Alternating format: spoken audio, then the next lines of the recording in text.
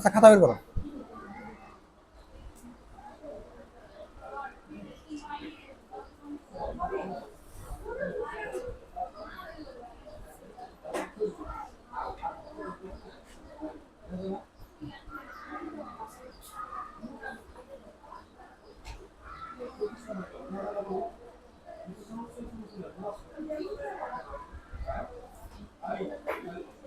এটা উঠাও। খাও। যা লেখা আছে যেভাবে লেখা আছে ওই উঠাও।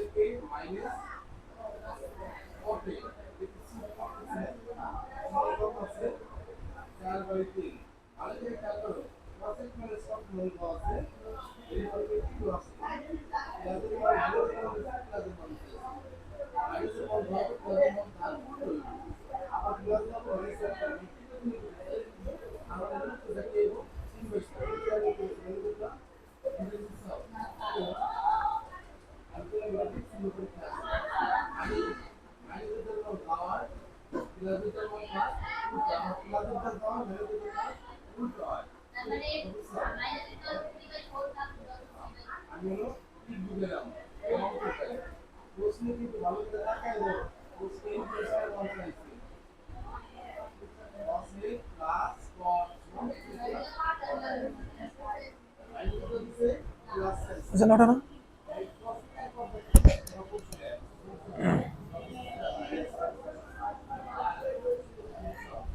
ওটা রয়েছে।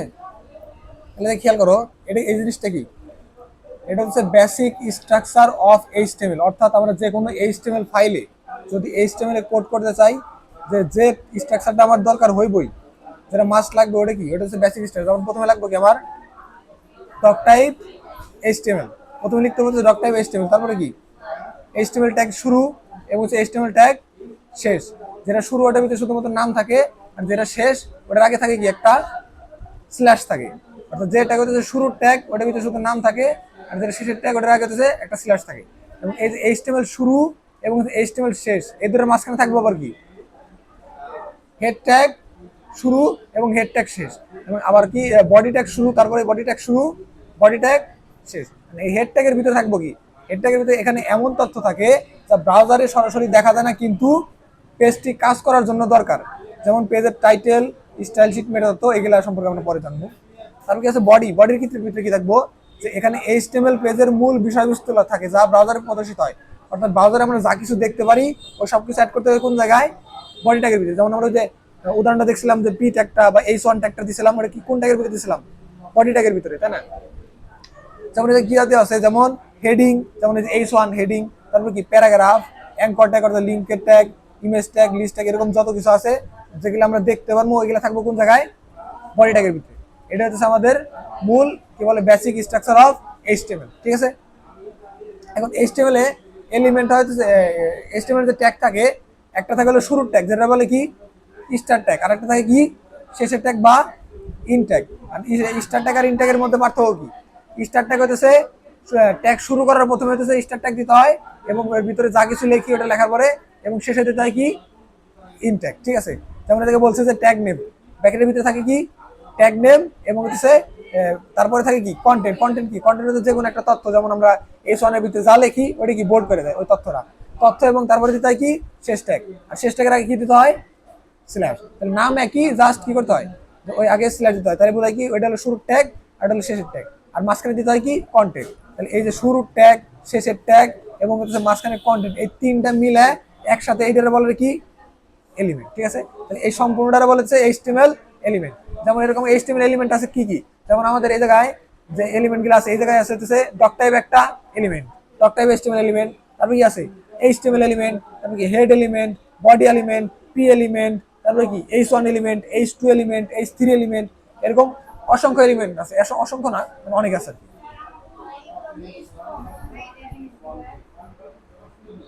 মুখস্থ বলতে যেরকম মানে মনে রাখতে হবে, প্রথমে দিতে হবে এইচটিএমএল ডক টাইপ, তারপর এইচটিএমএল এর ভিতরে হলো হেড, হেডের পরে বডি, আবার এইচটিএমএল শেষ, এভাবে স্ট্রাকচারটা মনে রাখতে হবে। ঠিক আছে, একদম ঠোঁটস্থ করতে হবে না।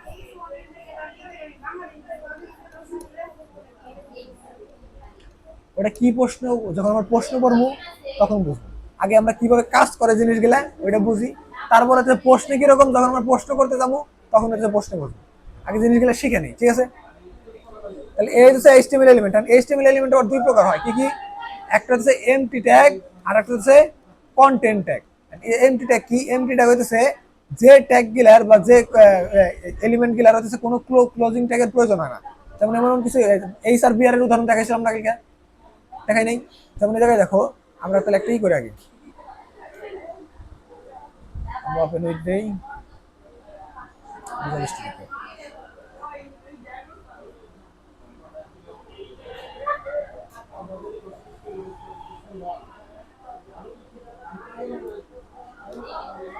খেয়াল করো এই জায়গায় দেখো, আমরা হচ্ছে একটা জিনিস, একটা লেখা লিখি যে hello, HCLL, hello how are you.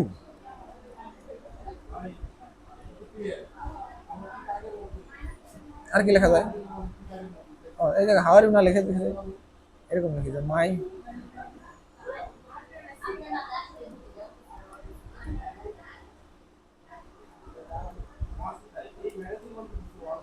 ঠিক আছে, কি লিখলাম এই জায়গায়? যে হ্যালো মাই নেম ইজ অমুক, হাউ আর ইউ, মানে আমার নাম অমুক, তুমি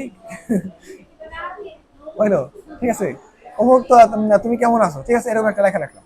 এবং আমি চাইছি এই জিনিসটা যদি আমি এই লেখাটা আমি যদি রান করি কম্পিউটারে, অর্থাৎ ব্রাউজারে যদি রান করি, রান করলে দেখাবো কিরকম। এই এই জায়গায় লেখাটা চলে আসছে যে হ্যালো মাই নেম ইজ অমুক, হাউ আর ইউ। এখন আমি চাইতেছি যে এই জায়গা থেকে একটা ইন্টার দিতে, অর্থাৎ এই জায়গায় লেখাটা এরকম আসুক যে হ্যালো মাই নেম ইজ অমুক, আর এই হাউ আর ইউ লেখাটা এই জায়গায় না আসুক, এই নিচের লাইন থেকে আসুক। ঠিক আছে, আর এই নিচের লাইন থেকে যদি আমি লাইনটা আনতে চাই, তাহলে আমি কি করি? এই জায়গায় ইন্টার দিয়ে দেই, ইন্টার দিয়ে নতুন লাইনে দেই, নতুন লাইনে দেই।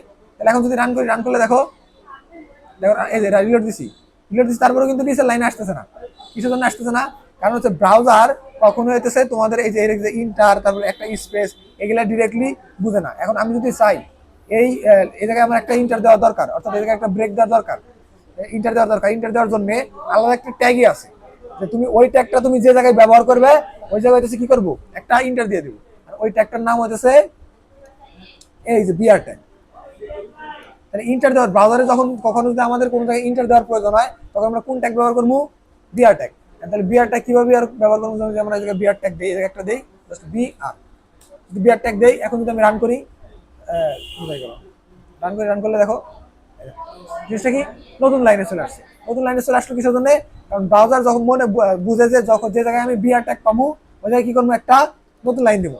ব্রাউজার কি করতেছে, প্রথম থেকে পড়তেছে হ্যালো মাই নেম ইজ অমুক, এত পর্যন্ত প্রিন্ট করছে। প্রিন্ট করার পরে যখন বিআর পাইছে, বিআর ট্যাগ পাইছে, বিআর ট্যাগ পাওয়ার সাথে সাথে কি করছে, একটা ইন্টার দিয়ে দিচ্ছে।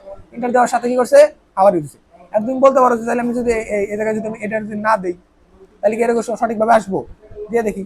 তাহলে এখন যদি রান দিয়ে দেখি, তারপরেও কিন্তু ইন্টার আসতেছে। ইন্টার আসতেছে কিছুর জন্য, কারণ এটা দিয়েছি কিন্তু আমি এক লাইনে দিছি, এক লাইনে, তারপরে ইন্টার আসতেছে কিছুর জন্য, কারণ ব্রাউজার পড়তেছে হ্যালো মাই নেম ইজ অমুক, স্টুডেন্ট যা পাইছে দিছে, তারপর যখন বিআর পাইছে, বিআর পরের জন্য দিছে কি নতুন লাইন, নতুন লাইনের পরে পাইছে হাউ আর ইউ, নতুন লাইনের পরে হাউ আর ইউ দিয়ে দিছে।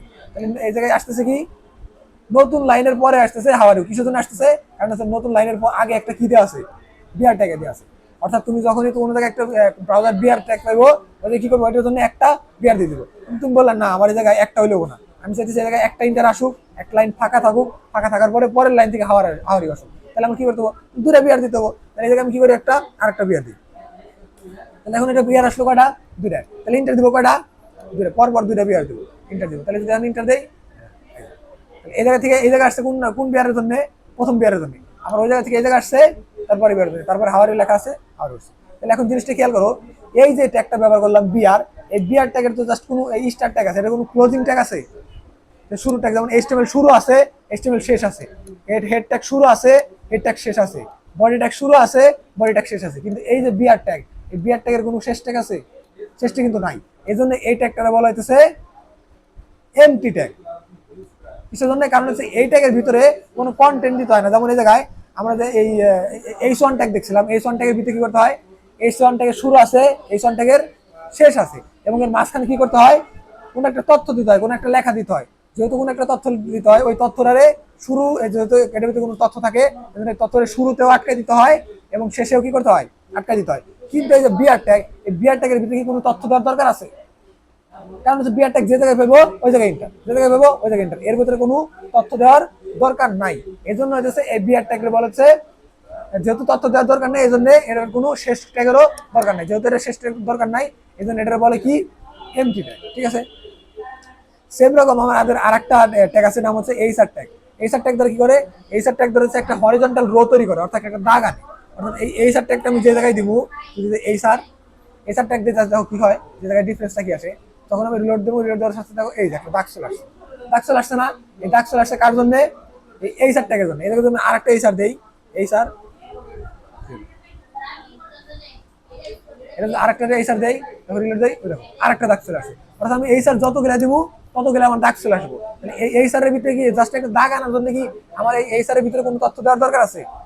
জাস্ট একটা দাগ আনার জন্য, জাস্ট যে জায়গায় আমি এইচআর দিব ওই জায়গায় একটা দাগ চলে আসবে, যে জায়গায় আমি এইচআর দিব ওই জায়গায় একটা দাগ চলে আসবে। তাহলে এই যে এইচআর এবং বিআর, এদের ভিতরে কোনো কন্টেন্ট রাখার দরকার আছে নাকি? নাই। যেহেতু কোনো কন্টেন্ট রাখার দরকার নাই, এজন্য এর কোনো শেষ ট্যাগ নাই। তাহলে শেষ ট্যাগ থাকে কোনটার?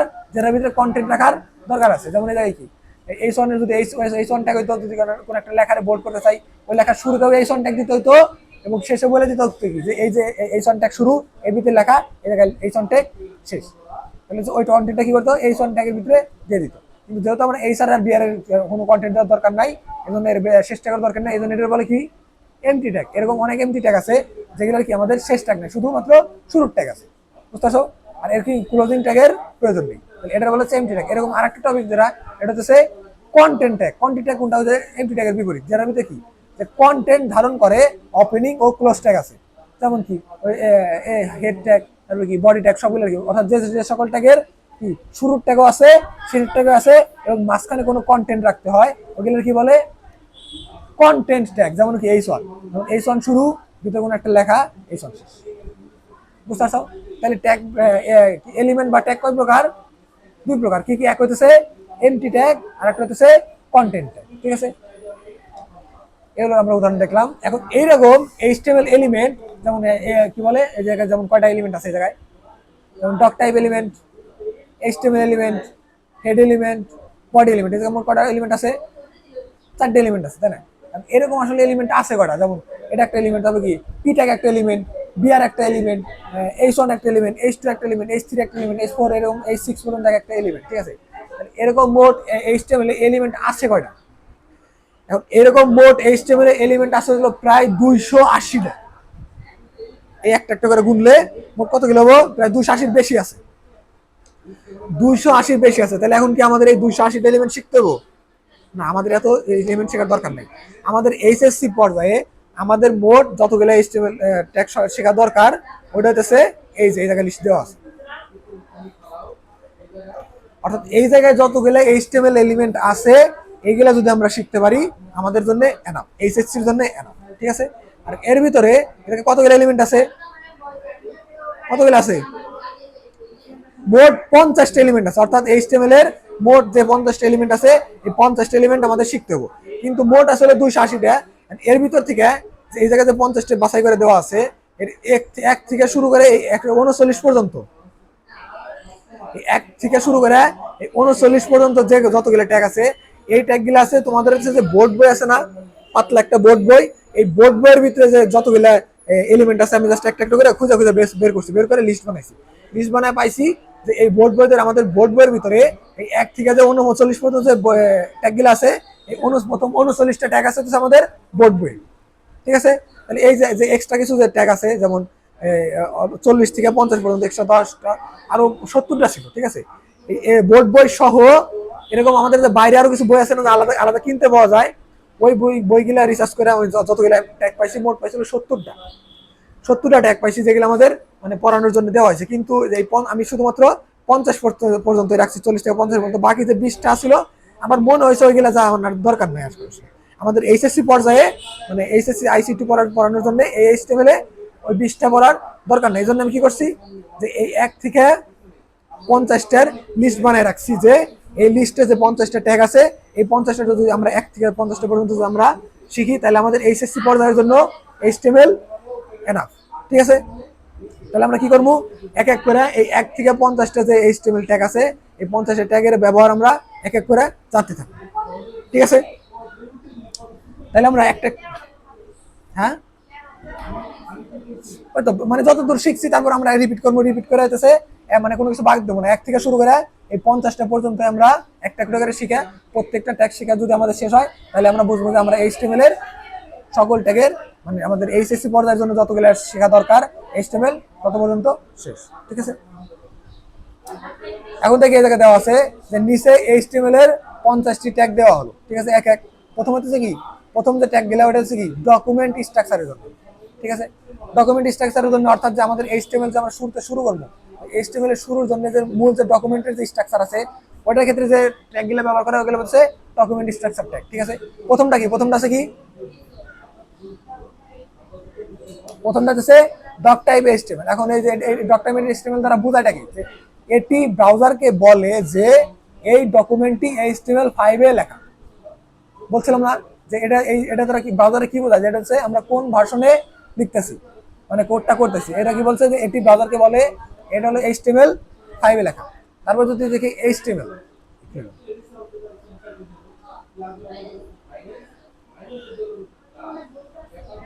হ্যাঁ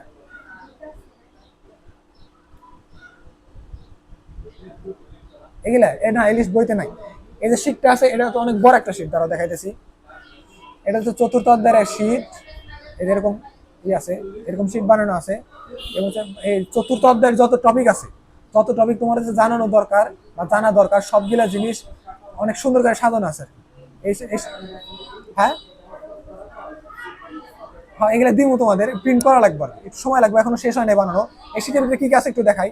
এই শীটের ভিতরে মানে যত মানে টপিক আছে তোমার মানে HTML চ্যাপ্টারের জন্য যা যা জানার দরকার, যেমন এই যে এই ওয়েব পেজ কিভাবে কাজ করে এগুলো তোমরা পড়বো যদিও পরে পরে দিতে। যেমন প্রত্যেকটা কি ধরনের এই যে হেডিং এর ক্ষেত্রে দেখছিলাম না H1 H1 H2 কিভাবে কাজ করে, যেমন এই যে H1 এর ক্ষেত্রে তোমার আউটপুট আসবে কিরকম, H2 এর ক্ষেত্রে, H3 এর ক্ষেত্রে, H4 এর ক্ষেত্রে, H5 এর ক্ষেত্রে, এরকম H6 এর ক্ষেত্রে তোমার কোন কোডে তোমার কি ধরনের আউটপুট আসবে সবকিছু একদম সুন্দর করে সাজানো আছে। ঠিক আছে, তারপরে এই যে কি কি ধরনের ইনপুট মানে কি বললে কোডিং করলে কি ধরনের আউটপুট আসবো এরকম সবকিছু সুন্দর করে কোডিং সহ সাজানো আছে। প্রত্যেকটা একটা লিস্ট বানাতে গেলে কি কি করা লাগবে, মানে এই শীটটা যদি তোমার কাছে থাকে HTML এর তোমার কোনো বই না থাকলেও সমস্যা নেই, তুমি যদি বই নাও কিনা তাও সমস্যা নেই, জাস্ট এই শীটটা যদি থাকে। আরো কি কি আছে দেখাইতেছি, এগুলোর ভিতরে জাস্ট ওইগুলো দেওয়া আছে। এই যে কোডিং গুলো আছে, তুমি মনে করো একটা বানাবে, একটা কি বলে লিস্ট বানাবে, ওই লিস্টটা বানাইতে কি ধরনের কোডিং করা লাগবে তখন আমরা পড়বো, এটা ভালো মতো বুঝবো। ঠিক আছে, সবকিছু ডেমো দেওয়া আছে। এবং এর ভিতরে আরো কি আছে,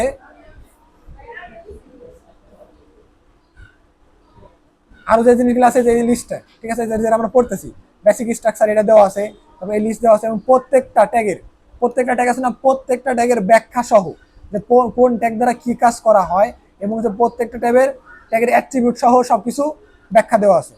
ঠিক আছে, তারপরে কি আছে, যেমন এই যে CSS এর প্রপার্টিজ গুলা দেওয়া আছে, RGB দেওয়া আছে। তারপর হচ্ছে আমাদের উচ্চ মাধ্যমিক যে আমাদের বোর্ড পোস্টের যে বোর্ড বইটা আছে না, বোর্ড বইয়ের ভিতরে যে কিছু কি বলে টিক চিহ্ন সহ এবং কিছু আছে না, টিক চিহ্ন সহ কিছু প্রশ্ন দেওয়া আছে না, ওই প্রশ্নের এই যে প্রশ্নগুলাও দেওয়া আছে সুন্দর করে। সৃজনশীল 1 প্রশ্ন দেওয়া আছে, এটা হলো বোর্ড বইয়ের সৃজনশীল প্রশ্ন দেওয়া আছে এবং প্রশ্নের উত্তরগুলাও সুন্দর করে সাজায় লিখে দেওয়া আছে। ঠিক আছে, এই যেরকম কি কি উত্তর ওইগুলা সবকিছু দেওয়া আছে। এই মোট 5টা প্রশ্ন আছে, 5টা প্রশ্নেরই আমার উত্তর দেওয়া আছে। তারপর আর কি আছে, তারপর হচ্ছে এই যে গত 2023 সালের যত বোর্ড প্রশ্ন আছে, গত 2023 সালের যত বোর্ড প্রশ্ন আছে, যেমন ঢাকা, এই যে ঢাকা 2023 সালের প্রশ্ন, তারপরে কি আছে রাজশাহী বোর্ডের 23 এরকম যত বোর্ড প্রশ্ন আছে সকল বোর্ড প্রশ্ন আছে এবং হচ্ছে বোর্ড প্রশ্নের সমাধানও দেওয়া আছে 2023 সালেরটা, মানে যতগুলো বোর্ড প্রশ্ন আসছে। তারপরে আর কি আছে, তারপর আবার 24 গেলা আছে, অর্থাৎ এটা গত পরীক্ষায়, গত SSC পরীক্ষায় 2024 সালে যত বোর্ড আছে সকল বোর্ডের, অর্থাৎ ঢাকা বোর্ড, রাজশাহী বোর্ড, এরকম বোর্ড সকল বোর্ডের প্রশ্ন দেওয়া আছে এবং হচ্ছে প্রশ্নগুলোর কি উত্তর সহ অ্যান্সার দেওয়া আছে। অর্থাৎ তোমাদের যদি মানে আমাদের অধ্যায় শেষের পরে তোমরা যদি এই প্রশ্নগুলো জাস্ট পড়ো যে এটার প্রশ্ন কিরকম এবং এর উত্তর কিরকম জাস্ট যদি জানো, তাহলে মনে করো মানে তোমার একজন ম্যান অফ এই সিস্টেমের জন্য। সবগুলাই তোমার এগুলো সব পারবে, এগুলো তোমরা সব পারবে যখন আমাদের অধ্যায় শেষ হবে। ঠিক আছে, তারপরে কি আছে, তারপরে হচ্ছে জ্ঞানমূলক প্রশ্ন আছে। জ্ঞানমূলক প্রশ্ন কাটছে, অর্থাৎ ক প্রশ্নে আমার যে প্রশ্নগুলো আসে ওই ধরনের প্রশ্ন কতগুলো আছে। এইচটিএমএল কি, এইচটিএমএল ট্যাগ কি, এলিমেন্ট কি, এমটি ট্যাগ কি। এমটি ট্যাগ যেটা বললাম মাত্র বললাম না, এমটি ট্যাগ। এমটি ট্যাগ কি? এমটি ট্যাগ হলো যে ট্যাগ কেবল ওপেনিং ট্যাগ থাকে কিন্তু ক্লোজিং ট্যাগ থাকে না, যেমন বি আর এই স্যার। বুঝতে পারছো? এই ধরনের প্রশ্ন আসবে, এই ধরনের প্রশ্নগুলো উত্তর দেওয়া আছে। যেমন মেটা ট্যাগ কি, হাইপার লিঙ্ক কি, এগুলো আমরা জানবো। এই যে বললাম না যে HTML5 কি, উত্তর আসছে, প্রশ্ন আসছে HTML5 কি। HTML5 হলো HTML এর সর্বশেষ সংস্করণ যা ওয়েব অ্যাপ্লিকেশন মাল্টিপ্লেয়ার সাপোর্টের জন্য উন্নত করা হয়েছে। ঠিক আছে, এই যে আমরা বলছি এই যে HTML ফাইল কি, আমরা HTML ফাইল বানাইছি না, যে আমরা বলছি HTML ফাইল কি। HTML ফাইল হলো সেই ফাইল যা HTML কোড ব্যবহার করে তৈরি করা হয় এবং এটি ওয়েব পেজের মূল কাঠামো। অর্থাৎ ওয়েব পেজের মূল কাঠামো যে আমরা ওয়েব পেজ বানাই গেলাম। এরকম জ্ঞানমূলক প্রশ্ন আছে কতগুলা, এই দেখো এরকম প্রশ্ন আছে মোট 55টা। এরকম ক প্রশ্ন আছে 55টা। এবং অনুধাবনমূলক প্রশ্ন অর্থাৎ খতে কি ধরনের প্রশ্ন আসবো, খতে প্রশ্ন আছে যে ডোমেইন নেমের দূরত্ব এরকম। খতে আছে হচ্ছে প্রায় 26টা হচ্ছে প্রশ্ন আছে, এরকম প্রশ্ন আছে। এখন এটা বানানো শেষ হয় নাই, আরো অনেক কিছু এডিট করা বাকি আছে। এটা বানানো শেষ হলে তোমাদের এই শীটটা দিই। ঠিক আছে, এই শীটটা যদি পড়ো তাহলে হচ্ছে সবকিছুই পারবে। এখন হচ্ছে আমরা এই একটি প্র্যাকটিস করি। ঠিক আছে, প্রথমে দেখলাম কি আমরা ডক টাইপ এবং এইচটিএমএল ট্যাগ দ্বারা কি করে, এইচটিএমএল ডকুমেন্টের মূল কাঠামো, এর ভিতরে অন্যান্য সব এইচটিএমএল উপাদান থাকে। এটা এইচটিএমএল তো দেখছি। তারপরে হেড ট্যাগ কি করে, এখানে ব্রাউজার সম্পর্কে প্রয়োজনীয় তথ্য থাকে, যেমন শিরোনাম, স্টাইল শিট এরকম। তারপরে আছে টাইটেল দ্বারা কি করে, ওয়েব পেজের শিরোনাম যা ব্রাউজারে ট্যাব বা শীর্ষে থাকে। বুঝতে বলছিলাম টাইটেল কি কোন জায়গায় থাকে, একবারে মাথায় ট্যাবে। এটা কিন্তু আমাদের ফোনে দেখা যায় না, কিন্তু আমাদের কম্পিউটারে দেখা যায়। তারপরে আছে বডিটা কি করে, এই অংশে ওয়েব পেজের দৃশ্যমান সকল কিছু থাকে, যেমন টেক্সট, ছবি, ভিডিও। অর্থাৎ আমরা ব্রাউজারে যা কিছু দেখতে পারি ওটা থাকে কোন ট্যাগের ভিতরে, বডি ট্যাগের ভিতরে। তারপর হচ্ছে শিরোনাম মানে কি, হেডিং এর ট্যাগ আছে কয়টা, মোট 6টা। H1 থেকে শুরু করে H6 পর্যন্ত। এটার উদাহরণ তো আমরা দেখছি, তাই না? দেখছি না 12 করে, তাহলে আমরা এটা উদাহরণ না দেখলাম, আপনারা একটু দেখে ফেলি, একটু বেশি সময় লাগবে না, বেশি সময় তো লাগবে না, আমরা একটু দেখেই ফেলি। যেমন H1 এর ভিতরে যদি দেই হেডিং 1, ঠিক আছে, এটা আমরা কি জাস্ট কপি করি। তাহলে কয়টা হলো, 1 1 2 3 4 5। আচ্ছা, এরকম না করে আমি এটা কপি করি। H2,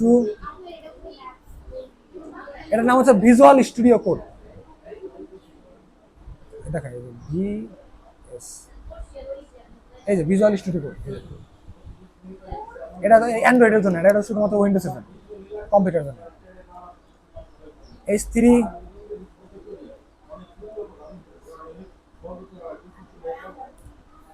H4, H5, H6।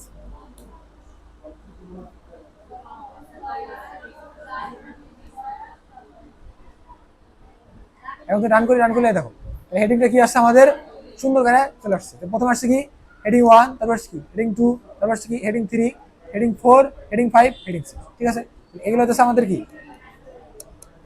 এগুলো হচ্ছে আমাদের হেডিং এর অ্যাট্রিবিউট। এখন আরেকটা জিনিস, এটা জাস্ট তো আমাদের এলিমেন্ট।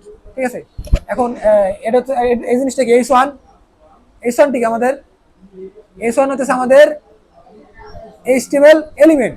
এখন HTML এলিমেন্টের ভিতরে যদি আমরা কখনো কোনো এক্সট্রা কোনো ফিচার আনতে চাই, কোনো এক্সট্রা কোনো ফিচার অ্যাড করতে চাই, তখন আমাদের ব্যবহার করতেছে অ্যাট্রিবিউট। অ্যাট্রিবিউট কি জিনিস, অ্যাট্রিবিউট হচ্ছে ওই জিনিস যে জিনিসটা হচ্ছে তোমাদের HTML এলিমেন্টের ভিতরে কোনো একটা এক্সট্রা ফিচার দেয় বা এক্সট্রা অ্যাবিলিটি দেয়। এক্সট্রা অ্যাবিলিটি কিরকম, যেমন এই যে হেডিং লেখাটা, এই হেডিং লেখাটা আছে কোন জায়গায়, সম্পূর্ণ ব্রাউজারের বাম পাশে, তাই না? হেডিং লেখাটা আছে কোন জায়গায়, সম্পূর্ণ ব্রাউজারের বাম পাশে। এখন তুমি যদি চাও যে না আমার হেডিংটা মাঝখানে আসুক, কোন জায়গায় আসুক, মাঝখানে, মাঝখানে আনার একটা সিস্টেম আছে। ওই সিস্টেমটা হচ্ছে অ্যাট্রিবিউট ব্যবহার করা। অ্যাট্রিবিউট কি জিনিসটা কি, অ্যাট্রিবিউট কি করে, যে অ্যাট্রিবিউট হচ্ছে যে কোনো একটা এইচটিএমএল এলিমেন্টের বিশেষ একটা ক্ষমতা দেয় বা বিশেষ একটা কি বলে সুবিধা দেয়। সুবিধাটা কিরকম, ওই সুবিধাটা নেওয়ার জন্য অ্যাট্রিবিউট ব্যবহার করার জন্য যে নিয়ম, আমাদের একটা নিয়ম আছে, অ্যাট্রিবিউট সবসময় হচ্ছে শুরুর ট্যাগের ভিতরে ব্যবহার করতে হয়। শুরুর ট্যাগের ভিতরে ব্যবহার করতে হয় কোন জায়গায়, যে এই যে শুরুতে এইচ1 লেখা আছে, এই অ্যাট্রিবিউট এলিমেন্টের নামের পরে দিতে হয় স্পেস, স্পেস দেওয়ার পরে দিতে হয় অ্যাট্রিবিউটের নাম। এখন এই যে এই লেখাটা মাঝখানে আনার জন্য যে অ্যাট্রিবিউট ব্যবহার করতে হয়, ওই অ্যাট্রিবিউটের নাম হচ্ছে অ্যালাইন। নামটা কি, ALIGN, বুঝতে পারছো? তাহলে নামটা কি, মাঝখানে আনার জন্য যে অ্যাট্রিবিউটের নামটা কি, অ্যালাইন। অ্যালাইন অ্যাট্রিবিউট ব্যবহার করার নিয়ম হচ্ছে প্রথমে দিতে হইতেছে অ্যাট্রিবিউটের নাম, তাহলে নাম দিছি, নাম দেওয়ার পরে দিতে হইতেছে ইকুয়াল, ইকুয়াল দেওয়ার পরে দিতে হচ্ছে ডাবল কোটেশন। তাহলে অ্যাট্রিবিউট লেখার নিয়ম কি, যে প্রথমে হইতেছে এই সঞ্জের যে এলিমেন্ট আছে, এলিমেন্টের ভিতরে পরে দিতে হয় একটা স্পেস, স্পেস দেওয়ার পরে অ্যাট্রিবিউটের নাম দিতে হয়। তাহলে অ্যাট্রিবিউটের নাম দিলাম কি, অ্যালাইন, অ্যাট্রিবিউটের নাম হচ্ছে অ্যালাইন। তারপর দিচ্ছি কি ইকুয়াল চিহ্ন, তারপর দিচ্ছি কি ডাবল কোটেশন। এন্ড ডাবল কোটেশনের ভিতরে দিতে হবে যে আসলে এই অ্যাট্রিবিউটের ভ্যালু, অর্থাৎ তুমি এই যে অ্যালাইনটা যে করবে, অ্যালাইনটা রাখবে কোন জায়গায়, ডান পাশে, বাম পাশে নাকি মাঝখানে। বাম পাশে রাখার জন্য লিখতে হলো লেফট, অটোমেটিক তো বাম পাশে আসেই, কিন্তু আমাদের লাগবে কোন জায়গায়, মাঝখানে। মাঝখানের ইংরেজি কি, মাঝখানের ইংরেজি সেন্টার। তাহলে আমরা দিতে হবে কি, CENTER। তাহলে এখন আমি করলামটা কি, কাজটা করলাম কি, এই ওয়ানের পরে একটা স্পেস দিছি, স্পেস দেওয়ার পরে দিছি কি ALIGN, অ্যালাইন, অ্যালাইন দেওয়ার পরে ইকুয়াল চিহ্ন দিছি, ইকুয়াল চিহ্ন দেওয়ার পরে দিছি কি ডাবল কোটেশন, এবং ডাবল কোটেশন ভিতরে দিছি কি সেন্টার। এখন আমি একটু রিলোড করে দেখি ডিফারেন্স ঠিক আছে, বড় আসে। এখন তাহলে লেখা কোন জায়গায় চলে আসছে, মাঝখানে চলে আসছে। তাহলে বুঝতে পারছো? তাহলে আমি কখনো যদি আমার কোনো একটা লেখা বাম পাশে আছে, ওটা যদি আমি মাঝখানে নিতে চাই, তাহলে আমার কি করতে হবো, তার ওই জায়গায় দিতে হবো কি, অ্যালাইন লিখতে হবো, ইকুয়াল দিতে হবো, সেন্টার হবো। এখন আমি চাইতেছি না যে বাম পাশে না, আমি যে এই যে অ্যালাইন যে হেডিং 2 আছে, হেডিং 2টা আমি একদম ডাইন পাশে নিতে চাইতেছি। কোন পাশে, এটা অ্যালাইন দিছে হচ্ছে এটা মাঝখানে দিছে, এটা হেডিং 2 চাইতেছি আমি একদম ডাইন পাশে। তাহলে আমার কি করতে হবো, এটা কি করতে হবে, আগে প্রথমে দিতে হবে একটা স্পেস, স্পেস না দিয়ে যদি আমি অ্যালাইন দিতে হবো না, যেমন যদি ALIGN দেখো ওটা ট্যাগের মতোই মনে হচ্ছে, এই জন্য আগে দিতে হবে কি স্পেস, স্পেস দেওয়ার পরে নাম দিতে হবে কি অ্যাট্রিবিউটের নাম অ্যালাইন, বানাম কি ALIGN। তারপর দিতে হবে কি ইকুয়াল, ইকুয়াল দিয়ে ডাবল কোটেশন, এই ডাবল কোটেশন ভিতরে দিতে হবে কি যে মূল ভ্যালু, অর্থাৎ যে আমি কাজটা করাবো কি, জিনিসটা নিব কোন জায়গায়, তার নিব কোন পাশে, ডান পাশে, ডান পাশে মানে কি রাইট, তাহলে RIGH। তাহলে এখন যদি আমি লোড করি, রিলোড দেই, তাহলে এটা হেডিংটা কোন পাশে আসার কথা, ডান পাশের দিকে আসে কিনা। তাহলে আমি যদি ভুল করি, যদি আমি মনে করি যে আমি একটু ভুল করলাম, যে রাইটের জায়গায় আমি জাস্ট টি না দিলাম, তাহলে এখন যদি দেই আসবো কেন, ভুল হলে আসবো কেন, তাহলে বুঝতে পারছো আসলে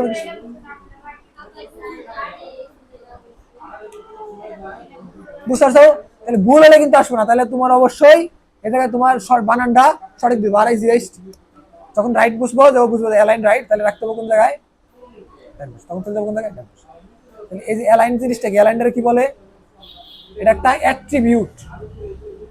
অ্যাট্রিবিউট কি করে, যে কোনো এইচটিএমএল এলিমেন্টের একটা আলাদা একটা মানে পাওয়ার দেয়, ক্ষমতা দেয়। কি ক্ষমতা, যেমন যখন আমি যদি জাস্ট H1 দেই, H1 কি করে, জাস্ট ওটা বোল্ড করে বাম পাশে এক কোণে রেখে দেয়। কিন্তু আমি যদি ওটার একটা একটা আলাদা ক্ষমতা দিতে চাই, যে না তুমি মাঝখানে থাকবে অথবা না তুমি ডান পাশে থাকবে, তখন ব্যবহার করতে পারো কি অ্যাট্রিবিউট। ওই অ্যাট্রিবিউটের নামটা কি অ্যালাইন।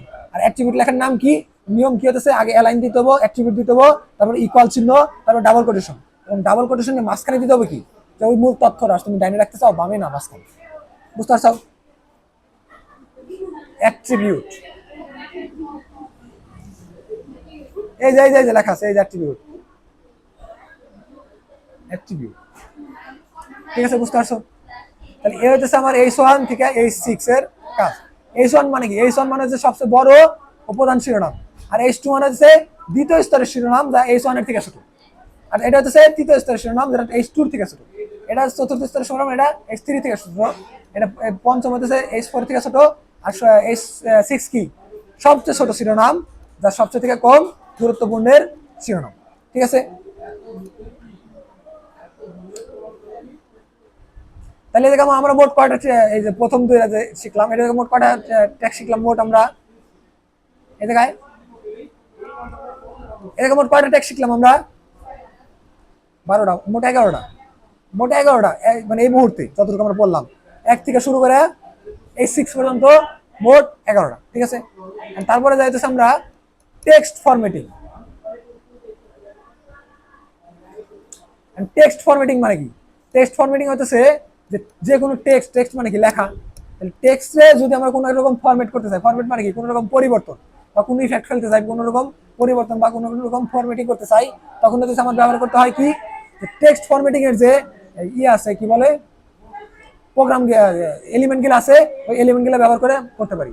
যেমন এই জায়গায় কি আছে পি ট্যাগ কি পি ট্যাগ ব্যবহার করা কিসের ক্ষেত্রে? প্যারাগ্রাফের ক্ষেত্রে। যদি আমরা কোনো একটা প্যারাগ্রাফ লিখতে চাই, যেমন মনে করি আমরা এই জায়গায় একটা প্যারাগ্রাফ লিখি, এই সন কেটে দেই,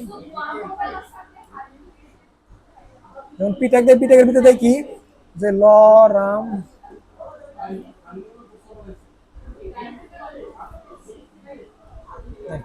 ঠিক আছে। খেয়াল করো এটা কি করছি আমি বিশাল বড়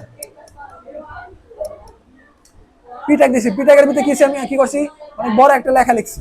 এখন যদি আমি রান করি, রান করলে দেখো এরকম অনেক বড় একটা লেখা চলে আসছে না, অনেক বড় একটা লেখা আসছে না। এখন মনে করো আমি এই জিনিসটারে আবার কপি করি, একই জিনিস কি করছি আমি দুইবার নিছি, যেহেতু একই জিনিস দুইবার নিছি তাহলে একই লেখা দুইবার আসবো, কিন্তু ডিফারেন্সটা কি করছে দেখো। প্রথম যে প্যারাগ্রাফ ট্যাগটা দিছি, প্রথম প্যারাগ্রাফ ট্যাগটা কি করছে একটা আলাদা একটা ব্লক বানাইছে না, ওই জায়গা থেকে শুরু করে প্রথম থেকে শুরু করে ওই পর্যন্ত একটা আলাদা ব্লক। আর পরের যে পি ট্যাগটা দিছি, পরের পি ট্যাগ কি করছে ওই জায়গা থেকে শুরু করে এ পর্যন্ত একটা আলাদা ব্লক তৈরি করছে। যখন আলাদা ব্লক তৈরি করছে তাহলে এই লেখাটুকু দিছিল, খেয়াল করো এই লেখাটুকু দিচ্ছে এই ব্লকের ভিতরে এবং এই লেখাটা দিচ্ছে হচ্ছে এই ব্লকের ভিতরে। অর্থাৎ পি ট্যাগটা কি করছে যে আলাদা আলাদা প্রত্যেকটা প্যারাগ্রাফের জন্য দুইটা প্যারাগ্রাফ দিছি, এই জায়গায় আমরা কি করছি দুইটা প্যারাগ্রাফ দিছি, দুইটা প্যারাগ্রাফের জন্য কি করছে দুইটা আলাদা আলাদা ব্লক বানাইছে, অর্থাৎ দুইটা আলাদা বক্স বানাইছে এবং ওই বক্সের ভিতরে কি করছে ওইটুকুর ভিতরে ওই লেখাটুকু রাখছে এবং এই বক্সের ভিতরে এইটুকু লেখা রাখছে। এটা হচ্ছে কি করে প্যারাগ্রাফের কাজ। প্যারাগ্রাফ কি করে ব্লক আকারে সুন্দর করে সাজায় রাখে। এবং প্যারাগ্রাফের আরেকটা কাজ আছে, খেয়াল করো জিনিসটা দেখো, এই জিনিসটা দেখো এই মনে করো এরকম আমি যখন প্যারাগ্রাফটা এই যে ব্রাউজারটা যখন বড় করতেছি, অর্থাৎ এই ব্রাউজারটা যখন বড় করতেছি অটোমেটিক কি করতেছে লেখাটা অটোমেটিক কি করছে ব্লক অনুযায়ী জায়গা অনুযায়ী কি করতেছে প্যারাগ্রাফটা কি করতেছে জিনিসটাকে সুন্দর করে সাজায় নিতেছে। যেমন আরো যদি বড় করি এরকম আসতেছে, তাই না? আবার যদি ছোট করে কি করতেছে অটোমেটিক এই ব্রাউজারের ভিতরে এই লেখাটুকু আটতে যতটুকু আমার জায়গা দরকার ওইভাবে হিসাব করে ও কি করতেছে প্যারাগ্রাফটারে জায়গা অনুযায়ী সাজাইতেছে, নিজে থেকে সাজাইতেছে। মানে এই সাজানোর কাজটা করতেছে কি? এই সাজানোর কাজটা করতেছিল প্যারাগ্রাফ ট্যাগ। কারণ প্যারাগ্রাফ ট্যাগ কাজ কি কাজ করে? ও হইতেছে যে একটা এই ব্রাউজারের ভিতরে যতটুকু জায়গা পায় অতটুকু জায়গার ভিতরে একটা ব্লক বানায় এবং ওই ব্লকের ভিতরে যতটুকু জায়গা আছে ওটুকুর পরে ইন্টার দিয়ে অটোমেটিক দিয়ে জিনিসটা কি করে সুন্দর করে সাজায়। বুঝতে পারছেন আমার কথা? তাহলে প্যারাগ্রাফ ট্যাগের কাজ কি? প্যারাগ্রাফ ট্যাগের কাজ হচ্ছে একটা ব্লক বানায়, ওই ব্লকের ভিতরে ব্রাউজারের ভিতরে যতটুকু জায়গা আছে বাম থেকে ডান পর্যন্ত লিখতে চায়, তখন ব্রাউজারের জায়গা শেষ হয়ে যায় নতুন লাইন, আবার ব্রাউজার যখন শেষ হয়ে যায় নতুন লাইন, আবার ব্রাউজার যখন শেষ হয়ে যায় নতুন লাইন, ব্রাউজার যখন শেষ হয়ে যায় তখন পি ট্যাগ শেষ হয়, তখন হচ্ছে ব্লক শেষ করে দেয়। তাহলে বুঝতে পারছো যে ব্রাউজার এই পি ট্যাগের কাজ কি? আবার যখন এটা চাপালে কি হয় পি ট্যাগ দেখে যে ব্রাউজারের তো জায়গা ছোট আসতেছে, তখন কি করে ওইটুকুর ভিতরে যতটুকু আটলে শেষ হলে আবার নতুন লাইন, আবার আটলে যতটুকু আটে নতুন লাইন, এগুলো কি করে জিনিসটারে একটা করে সাজা। বুঝতে পারছো না? তাহলে পি ট্যাগ কি কাজ? পি ট্যাগের কাজ কি? পি ট্যাগের কি করে জাস্ট একটা প্যারাগ্রাফ বানায়, ব্রাউজারের ভিতরে যতটুকু জায়গা আছে ততটুকু জায়গা নিয়ে একটা প্যারাগ্রাফ বানায়। এই হচ্ছে আমাদের প্যারাগ্রাফের কাজ। এটা কি বলছে যে পি হচ্ছে একটা প্যারাগ্রাফ তৈরি করে, এটি সাধারণত টেক্সটকে টেক্সট ব্লক তৈরি করে, অর্থাৎ আলাদা আলাদা ব্লক তৈরি করে। তারপরে কি আছে বিআর ট্যাগ। বিআর ট্যাগ কি? বিআর ট্যাগ হচ্ছে নতুন লাইন তৈরি করে, যেখানে ব্যবহার করা হয় সেখান থেকে পরের লাইন শুরু হয়। বিআর ট্যাগের তো মাত্র দেখলাম আমরা, তাই না? বিআর ট্যাগ দেখছি না? মনে করো আমি এই জায়গায় এই যে ডলার আছে, তাই না? ডলারের পরে আমি এক জায়গায় একটা ইন্টারসেক্ট দিচ্ছি প্রথম প্যারাগ্রাফের ভিতরে। এই যে প্রথম প্যারাগ্রাফ আছে এই জায়গায় ডলার আছে, ডলারের জায়গায় আমি একটা কি চাইতেছি একটা ইন্টার চাইতেছি। ইন্টার চাইলে আমি ডলার পরে কি দিতে হবে আমার একটা বিআর ট্যাগ দিতে হবে। বিআর ট্যাগ দিলে দেখো এখন যদি রান করি দেখো ডলারের পরে নতুন লাইনে চলে আসছে। তুমি যদি চাও না এই জায়গায় আমার আরেকটা ইন্টার দরকার, এক লাইন পর থেকে লেখাটা শুরু হবো, তখন কি করতে হবো জায়গায় আর একটা বিয়ার দিই। যখন আর একটা বিয়ার দিলাম তখন দেখা কি হবো, আর একটা বিয়ার। তাহলে বিয়ারের কাজ কি, বিয়ার ট্যাগের কাজ কি? প্রথমে বুঝলাম যে পি পি ট্যাগের কাজ কি, পিটা কি করে, প্যারাগ্রাফ বানায়। বিয়ার ট্যাগের কাজ কি, বিয়ার ট্যাগ কি করে, নতুন লাইন তৈরি করে। তাহলে বুঝতে পারছো এই বিয়ার ট্যাগের কাজ। তারপরে দেখে হচ্ছে এই সার ট্যাগ। এই সার ট্যাগের কাজ কি? একটা দাগ টেনে দেয়, যেমন আমরা এই সার ট্যাগ যদি দেই, আমরা নিচে একটা কি দেই, এই সার ট্যাগ দিই। যখন আমরা এই সার ট্যাগ দিলাম দেখো এই আউটপুট কিরকম আসে, এই যে নিচে একটা বড়, অনেক বড় একটা দাগ চলে আসছে, তাই না? দেখছো আমরা বিয়ার ট্যাগ দিছি কোন জায়গায়? আচ্ছা মনে করো আমরা বিয়ার ট্যাগটা দিয়েছি, এই যে পি ট্যাগ আছে না, এই পি ট্যাগের পরে আমরা ই দিতেছি, এই প্যারাগ্রাফ ট্যাগ এবং এই প্যারাগ্রাফ, এই দুই প্যারাগ্রাফ ট্যাগের মাঝখানে যদি এই সার দেই, তাহলে কি কোন জায়গায় কি বলে দাগটা আসবে কোন জায়গায়? ওদের মাঝখানে। তাহলে জিনিসটা এখন সুন্দর লাগতেছে না, যে এটা একটা প্যারাগ্রাফ, তারপর একটা দাগ, এটা প্যারাগ্রাফ এবং তারপরে, ঠিক আছে? বুঝতে পারছো? এখন আসা হইতেছে এই সার ট্যাগের অ্যাট্রিবিউট। এই সার ট্যাগের ভিতরে কিছু অ্যাট্রিবিউট আছে। অ্যাট্রিবিউট যিনি কি জিনিস, এক্সট্রা কিছু অ্যাবিলিটি দেয়। এই সার ট্যাগের ভিতরে কি অ্যাট্রিবিউট আছে? একটা হচ্ছে সাইজ, ঠিক আছে, আরেকটা কি আছে উইথ। এটা আমরা একটু ব্যবহার করি, সাইজ ব্যবহার করি। মনে করেন এই জায়গাটা প্রথম যে বিয়ার ট্যাগ আছে, এই সার ট্যাগ আছে, এটার ভিতরে আমি একটা ই দেই অ্যাট্রিবিউট। অ্যাট্রিবিউট দিতে হবে কোন জায়গায়? ওই এই সার লেখাটা আছে ওটার পরে দিতে হবে একটা স্পেস, স্পেস দেওয়ার পরে দিতে হবে কি অ্যাট্রিবিউট। অ্যাট্রিবিউটের নাম কি? সাইজ, SIZ, ঠিক আছে? সাইজ দিয়েছি, সাইজ দেওয়ার পরে দিয়েছি কি ইকুয়াল চিহ্ন, এবং তারপরে দিয়েছি কি অ্যালাইন, তো লেখা জিনিসটার মাঝখানে আনার জন্য। অ্যাট্রিবিউট তো অনেক আছে, অনেক অ্যাট্রিবিউট আছে। অ্যালাইন অ্যাট্রিবিউট হইতেছে লেখারে মাঝখানে আনার জন্য। আর সাইজ অ্যাট্রিবিউট ব্যবহার হয় কিছুর জন্য। সাইজ অ্যাট্রিবিউট ব্যবহার হইতেছে এই যে ইটা আছে, এই যে লেখা আছে সীমানার পুরুত্ব নির্ধারণ করতে। পুরুত্ব মানে কি? পুরুত্ব মানে কতটা মোটা হবো, ঠিক আছে? তাহলে এই যে লেখাটা খেয়াল করো, এই সার যে কতটা মোটা, কতটা মোটা, একবারে পাতলা না একবারে চিকুন, একবারে চিকুন। তাহলে এটা যদি আমরা একটু মোটা করতে চাই, ওটার জন্য আমি কি করবো, কি অ্যাট্রিবিউট ব্যবহার করতে হবে? সাইজ। তাহলে সাইজ আমি একটু চেঞ্জ করি। সাইজে মনে করেন কত দিলাম, 10। সাইজ দিলাম কত? 10। 10 দিয়ে এখন যদি রান করি দেখো তো, এই যে এটা একটু মোটা হয়েছে না, এটা একটু মোটা হয়েছে না আগের থেকে। এটা কত পাতলা, এটা জাস্ট একটা দাগ। আর এটা একটু মোটা না, এটার ভিতরে কালার আছে কি? কালারটা হলো সাদা, এটার ভিতরে কালারটা হচ্ছে সাদা, এই জন্য বোঝা যাচ্ছে না। কারণ আমরা ইচ্ছা করলে এটার কালারও চেঞ্জ করতে পারি। এটার ভিতরে কালারটা আছে কি সাদা, এটার ভিতরে কালার আছে সাদা, জন্য বোঝা যাচ্ছে না। আমরা চাইলে এটার ভিতরে কালার চেঞ্জ করতে পারি। কালার চেঞ্জ করার জন্য আরেকটা অ্যাট্রিবিউট আছে, ওটার নাম কি? ওটার নাম কালার। তাহলে এখন কি করতে পারি আমরা, এই যে তাহলে সাইজের পরে আমরা আরেকটা স্পেস দিই। স্পেস দেওয়ার পরে এখন কালার অ্যাট্রিবিউট ব্যবহার করব। নাম কি? Colour, COLOR। যখন ইকুয়াল দিব, ইকুয়াল দেওয়ার পরে কি ইকুয়াল দিছি, ইকুয়াল দেওয়ার পরে কি ডাবল কোটেশন, ডাবল কোটেশন করতে বলে দিতে হবে কোন কালার চাও তুমি। তাই ব্ল্যাক, BLACK, ব্ল্যাক। এখন যদি আমি রিলোড করি, রিলোড করলে দেখো, বুঝতে পারছো এটা একবারে মোটা হয়েছে বলতে মোটা তো হয়েছে, বাট যখন আমি কালার দিচ্ছি ব্ল্যাক, এজন ব্ল্যাক আসে। যদি আমি চাও আমি না কালার ব্ল্যাক আমি দিব না, অন্য কালার দিব, অন্য কালার একটা কালারের নাম বলো, রেড, আর ডি রেড। তাহলে যদি রেড দেই, এখন যদি রান করি, লাল কালার চেঞ্জ, বুঝতে পারছো? তাহলে যদি আমি অন্য একটা কালার দেই, আমি লাল কালার ভালো লাগতেছে না, বেগুনি কালারের ইংরেজি কি? বেগুনির ইংরেজি কি? হ্যাঁ, পার্পল। পার্পল বানান করো PURPLE, ঠিক আছে? বানান ভুলে কিন্তু আসবো না। আসছে আসছে আসছে, দেখো বেগুনি কালার, ঠিক আছে? তাহলে বুঝতে পারছো? না না না, এটা এই কালারই, এটা ডিসপ্লেতে এরকম দেখাইতেছে, ডিসপ্লের মানে কালারের এই রেশিও আলাদা। এই জন্য এখন কি করতে কি আমি সাইজ দিচ্ছি কত? 10, এই জন্য 10 পরিমাণ মোটা আসতেছে। মনে করেন আমি সাইজ দিলাম 100, তাহলে কত বার আসবো? রান দিয়ে দেখি 100 পরিমাণ মোটা আসছে। তাহলে বুঝতে পারছো?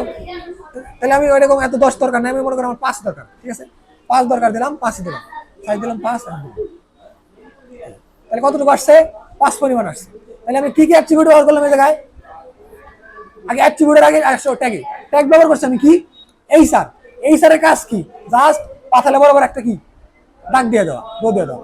কিন্তু যখন আমি এই এইসারের কিছু এক্সট্রা অ্যাবিলিটি দিতে চাই, যে এই এইসারের কালারটা কি হবো ওটা আমি বলে দিতে চাই, এইসারের সাইজটা মোটাটা কত হবো এটা আমি বলে দিতে চাই, এই যে এই এইসারের যে এক্সট্রা যে অ্যাবিলিটিটা এটা দেওয়ার জন্য আমাদের কি ব্যবহার করতে হয়, অ্যাট্রিবিউট।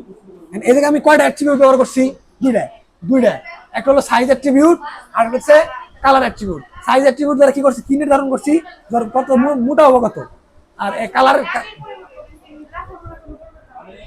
কোন লেখা, আমরা তো প্যারাগ্রাফে দিই নেই, আমরা দিছি কোন জায়গায় খেয়াল করো, আমরা অ্যাট্রিবিউট দিছি কোন কোন ট্যাগের ভিতরে, এই সারের ট্যাগের ভিতরে। এই সারের থেকে কয়টা আছে, দুইটাই সার আছে, উপরেরটা হয়েছে নিচেরটা হয় না, কিন্তু নিচেরটা চেঞ্জ হয়েছে কোনো, কোনটা হয়েছে, উপরেরটা হয়েছে। কিসের জন্য হয়েছে, কারণ আমরা উপরের এই সার ট্যাগের ভিতরে অ্যাট্রিবিউট দিছি, অর্থাৎ আমরা অ্যাট্রিবিউট যে ট্যাগের ভিতরে দিব ওই ট্যাগের ক্ষেত্রে শুধুমাত্র কাজ করবে, বুঝতে পারছো আমার কথা। তাহলে আমরা এই অ্যাট্রিবিউটটা দিছি কোন ট্যাগের ভিতরে, ওই দুই প্যারাগ্রাফের মাঝখানে যে এই সার ট্যাগ আছে ওই ট্যাগের ভিতরে, সাইজ দিছি 5, সাইজ হয়ে গেছে 5, কালার দিছি পার্পল, কালার হয়ে গেছে কি পার্পল, ঠিক আছে, পার্পল কালার হয়ে গেছে। তাহলে এখন ঘটনা হচ্ছে এ জায়গায় হচ্ছে আরেকটা তো ট্যাগ আছে, কি ট্যাগ, উইথ ট্যাগ। উইথ মানে কি, উইথ মানে হচ্ছে প্রস্থ, উইথ মানে কি প্রস্থ। তাহলে এটা কি বলছে, যে লাইনটির প্রস্থ নির্ধারণ করে, অর্থাৎ এই যে এটার প্রস্থ কতটুকু আছে, এটার প্রস্থ এই জায়গা থেকে শুরু করে এই পর্যন্ত, অর্থাৎ 100% আছে। ব্রাউজারে যতটুকু জায়গা নিব পুরাটাই আছে। এবং আমি চাইলে যে না ভাই আমার এই 100% দরকার নেই, আমার কি দরকার, অর্ধেক দরকার, 50% দরকার, তখন আমি বলে দিতে পারবো যে আসলে এই জায়গায় কি, এই জায়গায় আবার বলে দেওয়ার জন্য কি করতে হবে, আমার এই জায়গায় আর একটা স্পেস, স্পেসে দিয়ে কি করতে হবে, আর একটা অ্যাট্রিবিউট, অ্যাট্রিবিউটের নাম কি, উইথ, WIDT দেখাইতেছে, উইথ TH, তারপরে ইকুয়াল, তারপরে কি, এখন আমরা লাগবে কত বলছি 50, তাহলে আমি দিলাম কি 50%। তাহলে যখন আমি 50% দিব, তখন ব্রাউজারের যে মোট জায়গা আছে, মোট জায়গার অর্ধেক যত জায়গা ততটুকু আমরা দিয়ে দেবো। তাহলে এখন রান করি, রান করলে দেখো কি করছে, অর্ধেক দিছে, কিন্তু দিছে কোন জায়গায়, মাঝখানে, মাঝখানে দিছে, তার মানে কি ও মনে মনে অ্যালাইন রাখছে কোন জায়গায়, ওর অটোমেটিক অ্যালাইন আছে কোন জায়গায়, এই ট্যাগটার অটোমেটিক অ্যালাইন আছে কোন জায়গায়, সেন্টারে। এই ট্যাগটার অটোমেটিক অ্যালাইন আছে কোন জায়গায়, সেন্টারে। এই জন্য অর্ধেক করছে, কিন্তু রাখছে কোন জায়গায়, মাঝখানে। এখন তুমি না তো ভাই আমার তো মাঝখানে দরকার নেই, আমার খালি বাম পাশের অর্ধেকটুকু দরকার, তখন আমি কি করবো, তাহলে এই ট্যাগের অ্যালাইন সেট করে দিতে হবে। অ্যালাইন সেট করে দেবো কি, লেফটে, তাহলে আবার স্পেস দিয়ে আবার অ্যালাইন অ্যাট্রিবিউট দিতে হবে, তাহলে ALIGN, অ্যালাইন দেওয়ার পরে আবার কি দিতে হবে, LEFT। তাহলে যখন অ্যালাইন লেফট দিলাম, তখন রিলোড দিলে নাম্বার সোর্স। বুঝতে পারছো না ঘটনা কি করতেছে। তাহলে এর ভিতরে এই যে এই সার ট্যাগ, এই সার ট্যাগের ভিতরে আমরা তাহলে অ্যাট্রিবিউট ব্যবহার করলাম মোট কয়টা, 4টা। একটা হলো সাইজ, সাইজ দিয়ে কি করছি, সাইজ নির্ধারণ করছি। কালার দিয়ে বলছি কি কালার হইব, তার উইথ দিয়ে কি করছি, যে আমার কতটুকু দরকার। তারপরে অ্যালাইন কি, অ্যালাইন দিয়ে কি বলছি, অ্যালাইন থাকবে কোন পাশে, অটোমেটিক থাকে কোন জায়গায়, মাঝখানে। নর্মালি থাকে কিন্তু যদি আমি বাম পাশে চাই, বাম পাশে। এখন খেয়াল করো, যখন আমি এই জায়গায় পার্সেন্টেজ 50% দিচ্ছি, এটা যদি আমি ছোটও করি, দেখো এটা যখন আমি বড় করবো, দেখো আস্তে আস্তে কি ওটা বাড়তেছে, আবার যখন কমাবো আস্তে আস্তে বাড়তেছে, কমতেছে। কিসের জন্য কমতেছে বলো তো, কারণ আমি বলে দিচ্ছি কি, যে আমার লাগবে কতখানি, 50%, অর্থাৎ এই ব্রাউজারের এই জায়গা থেকে শুরু করে এই জায়গা যতটুকু জায়গা পাবো তার অর্ধেক, ওইটাই তো 50%। তাহলে ব্রাউজারের যখন দৈর্ঘ্য বাড়ে তখন ওইটাও বাড়ে, ওইটা একটু একটু করে বাড়ে। আমার ব্রাউজারে যখন প্রস্তুত কমে, ওটা আস্তে আস্তে কম, বুঝতে পারছো। আবার যদি বলি না আমার এই পাশে লাগবো না, আমার লাগবে কোন পাশে, ডাইন পাশে, তখন আমি কোন জায়গায় চেঞ্জ করা লাগবো বলো, align equal to right, RIGH, বানান ভুল হয়েছে, RI, ঠিক আছে। এখন যদি রিলেট দেই, আমরা তো বলেন আমার সেন্টারই লাগবো, যদি সেন্টার CN ক্লিয়ার অবশ্যই করতে পারবে, সেন্টার, হ্যাঁ প্যারাগ্রাফ সিলেক্ট করে বলতে তুমি লিখবে উল্টা পাল্টা, কিবোর্ডে লিখতে থাকবে উল্টা পাল্টা লিখবে। তাহলে এখন তুমি এক কাজ করো, তোমরা হচ্ছে এই যে এই সার ট্যাগটা আছে, এই ট্যাগটা উঠাও,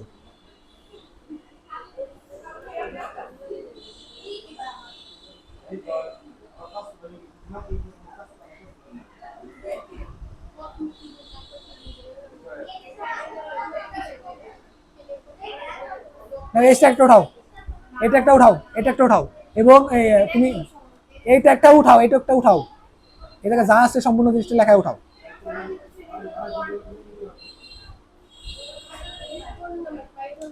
এই শোন, এই যে এই লাইনটা, এই লাইনটা, হ্যাঁ এই লাইনটা উঠাই নিয়ে যাও যাতে মনে থাকে। বাড়িতে যাওয়ার পরে এই লাইনটা সম্পূর্ণটা একটা একটা করে দিয়ে দিয়ে ফোনে ওই সপ্তাহের ভিতরে লেখে লেখে নিজে প্র্যাকটিস করে এটা প্র্যাকটিস করবে। কি পারবে নাকি? বডি ট্যাগের ভিতরে এই যে এরকম, এই যে বডি ট্যাগের ভিতরে জাস্ট এই ট্যাগ দিবে, এই ট্যাগ দিবে, তারপরে সাইজ দিবে, এত ব্ল্যাক দিবে, এত দিয়ে দিয়ে চেঞ্জ করে করে তোমার মন মতো চেঞ্জ করে করে হইতেছে তুমি জিনিসটা লিখবে। কি বলো, এটা পারবে না? এতে এরকম পুরোটা উঠাও, সমস্যা কি, পুরোটাই উঠাও, ডক্টর থেকে পুরোটাই উঠাও। বুঝো না আমার কথা? আমি যেভাবে এরকম কোড করলাম এইভাবে জাস্ট প্র্যাকটিস করবে।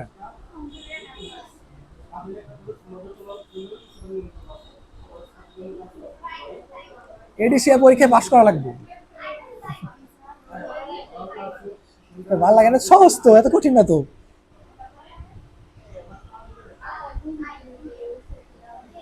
খাতায় তো বুঝবে না, এই জন্য তো তোমাদের ফোনে প্র্যাকটিস করাইতে বলতেছি। এগুলো তো খাতায় বোঝা সম্ভব না। ওই 1 2 3 উঠানোর দরকার নাই। 1 2 3 শুধুমাত্র লাইন, এটা বোঝা যাচ্ছে কয় নাম্বার লাইন। তুমি শুধুমাত্র কোড গিলে উঠাইবে। এই যে প্যাকেট এইটুকু যা আছে ওইটুকুটা তুমি তাই করতেছো না। 1 2 3 উঠানোর দরকার নাই, শুধুমাত্র কোড গিলা HTML doctype HTML body এরকম।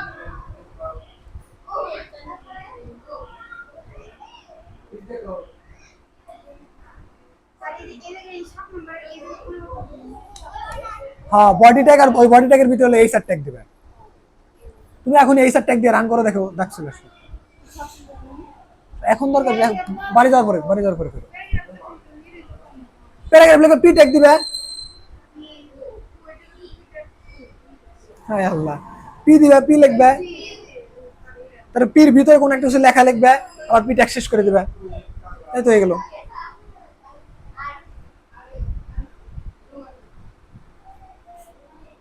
বুঝছো না?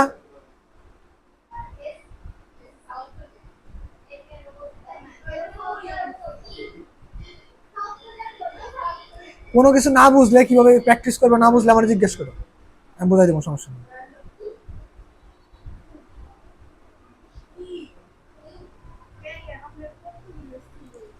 তুমি তো অতগুলো লেখা দরকার নাই, তুমি 2 3টা ওয়ার্ড লিখলে দেবো। আগেই বলে পারো না, আগেই বলবো কেন? ভাল লাগে না। তুমি যেটা বুঝবা না ওটা আমার জিজ্ঞেস করো, যেটা বুঝি না এটা এইভাবে এলো কেন। তারপরে যদি আমি না বুঝাই দিতে পারি, তারপরে বলেছে পারলাম না। তুমি নিজে আগেই সাইলেন্ডার যে আমি, তুমি আগেই মানে কি বলে কি হারার ভয় যদি যুদ্ধই না করো তাহলে জিতবে কেমন, তাই না? তুমি তো আগে যুদ্ধে নামতে চাও না। এটাই তো, যে হারার ভয়ে যদি তুমি যুদ্ধই না করো তাহলে জিতার তো চান্সই নাই, তাই না? আগে যুদ্ধে নামো, চেষ্টা করো, ভুল হলে তো আমি আছি, না পারলে তো আমি আছি। বুঝতে পারছো? তাহলে এই জিনিসটা, এই পি ট্যাগ এইচ ট্যাগ যে যে কটা ট্যাগ দেখলাম তোমরা একটু বাড়িতে প্র্যাকটিস করো, হ্যাঁ? এবং যত তাড়াতাড়ি সম্ভব আমি তোমাদের এই শিটটা দেওয়ার চেষ্টা করবো। শিটটা দিলে হচ্ছে তোমরা এত মানে ই করা লাগবে না, বারবার উঠাইতে হবে না, তোমার শিটের ভিতরে সবকিছু সুন্দর করে গোছানো দেওয়া আছে, জাস্ট প্র্যাকটিস করবে, এবং প্র্যাকটিসও দেওয়া আছে। না পাগল হবে না, সমস্যা নেই, এত এত কঠিন না, ঠিক আছে? আচ্ছা তাহলে ছুটি, আগামী দিন